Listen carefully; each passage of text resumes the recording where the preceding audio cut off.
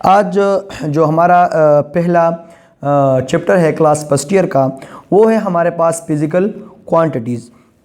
तो और हमारे पास जो चैप्टर का नाम है और टॉपिक का नाम हमारे पास फिज़िकल क्वांटिटीज़ है, और जो हमारे पास चैप्टर का नाम है तो है मेजरमेंट। तो मेजरमेंट का पहला जो टॉपिक है वो हमारे पास है फिज़िकल क्वांटिटीज़। तो फिज़िकल क्वांटिटी लिस्ट स्टार्ट करते हैं फिज़िकल क्वांटिटी से, कि वो quantities, the quantities which can be measured, quantities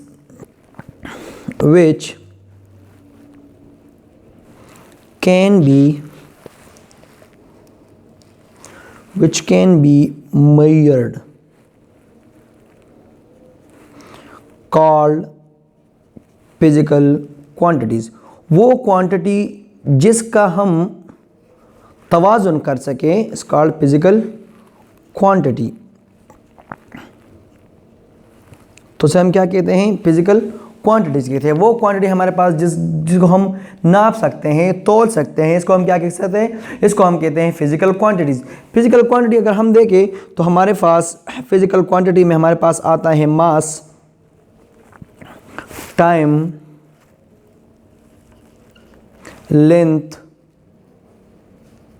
etcetera, ये हमारे पास होते हैं फिज़िकल क्वांटिटीज़। तो हमारे पास फिज़िकल क्वांटिटी वो क्वांटिटी है जिसको हम क्या करते हैं? हम मेजर कर सकते हैं, तो उसको हम क्या कहते हैं? Physical quantity. अगर हम मैथमेटिकली देखें तो मैथमेटिकली हमारे पास, अगर हम इसका मैथ देख लें तो मैथमेटिकली क्वांटिटी हमारे पास बराबर होते हैं न्यूमेरिकल वैल्यू का और साथ में यूनिट का। जो भी क्वांटिटी है, कांस्टेंट क्वांटिटी हो, तो हमारे पास किसके बराबर होते हैं? एक तो इसमें हमारे पास होते हैं numerical value,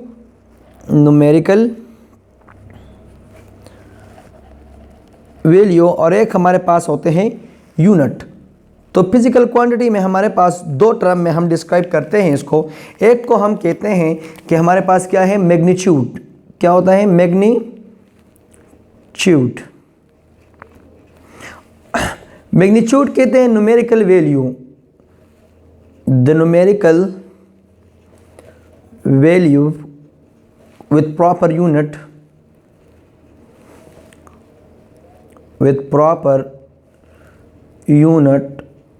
called magnitude.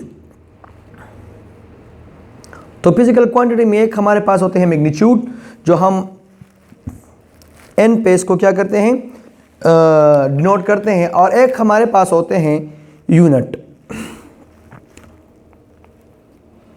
Unit हमारे पास the standard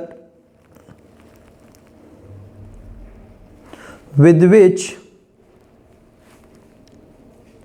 we measured things, वो स्टैंडर्ड जिसके लिहाज से हम दूसरी चीज़ों को क्या करते हैं? मेजर करते हैं, इसको हम क्या कहते हैं? यूनिट कहते हैं। तो हमारे पास जो फिज़िकल क्वांटिटी है, तो इसमें हमारे पास क्या होते हैं?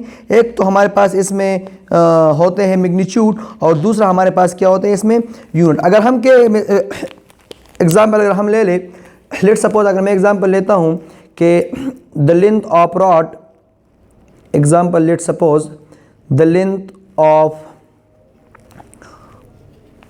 Rod is 24 centimetre. तो 24 सेंटीमीटर लेंथ हमारे पास एक फिजिकल क्वांटिटी है, जिसमें 24 अगर हम देखें तो ये हमारे पास क्या है? न्यूमेरिकल वैल्यू है, इसको हम मैग्नीट्यूड भी कह सकते हैं, न्यूमेरिकल वैल्यू। और सेंटीमीटर को अगर हम देखें तो सेंटीमीटर हमारे पास क्या है? यूनिट है।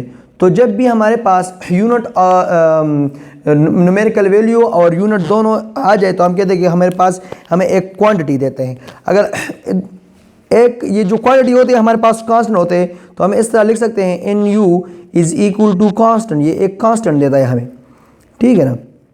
अगर हम एन, अगर यू को हम दोनों साइड डिवाइड करें तो ये हमारे पास बन जाएगा constant N two 1 over U, constant N two 1 over U बनता है। अभी जब हमने कांस्टेंट को ख़त्म करना है तो हम इसकी जगह क्या लिख सकते हैं? प्रोपोर्शनिटी हम लिख सकते हैं इसकी जगह। तो हम सिंपल ये लिख सकते हैं कि constant is numerical value is inversely proportional to unit. इसका मतलब यही है कि अगर यूनिट हमारे पास बड़ा होगा, यूनिट अगर बड़ा है तो न्यूमेरिकल वैल्यू क्या होगा? छोटा। अब अगर हमारे पास यूनिट छोटा है तो न्यूमेरिकल वैल्यू क्या होगा, बड़ा होगा। लेट सपोज अगर हम एग्जांपल ले ले, तो एग्जांपल में अगर मैं ये कहूँ कि हमारे पास 20 किलोमीटर लेंथ है, 20 किलोमीटर क्या है हमारे पास, लेंथ है, तो ये एक फिजिकल क्वांटिटी है। तो अगर मैं इसको देखूँ तो 20 हमारे पास, इधर किलोमीटर हमारे पास यूनिट बड़ा है, तो 20 अगर इसके पास जो न्यूमेरिकल वैल्यू है तो वो छोटा है। अगर मैं इस यूनिट को कम कर देता हूँ, लेट सपोज इस यूनिट की जगह मैं लिख देता हूँ, इस किलोमीटर को मैं मीटर को चेंज कर देता हूँ, तो फिर हमारे पास 1 किलोमीटर में हमारे पास 1000 मीटर होते हैं। तो हम सिंपल फिर ये लिख सकते हैं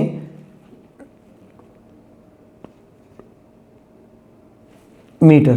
तो अभी ये यूनिट कम हो गया, तो इसके लिहाज से हमारे पास जो चेंज आया न्यूमेरिकल में तो ये ज़्यादा हो गया। तो न्यूमेरिकल और न्यूमेरिकल वैल्यू और यूनिट के दरमियान जो रिलेशनशिप है तो वो इन्वर्सली प्रोपोर्शनल है। अगर यूनिट हमारे पास ज़्यादा होगा तो इसके बराबर जो हमारे पास न्यूमेरिकल वैल्यू है तो वो कम होगा।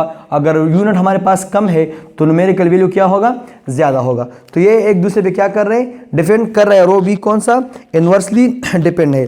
जो अगर n स्मॉल है, इसका मतलब अगर n स्मॉल है जो न्यूमेरिकल वैल्यू है, तो यूनिट क्या होगा, यूनिट हमारे पास लार्ज होगा, लार्ज। या अगर यूनिट हमारे पास स्मॉल है तो न्यूमेरिकल वैल्यू क्या होगा, हमारे पास लार्ज होगा।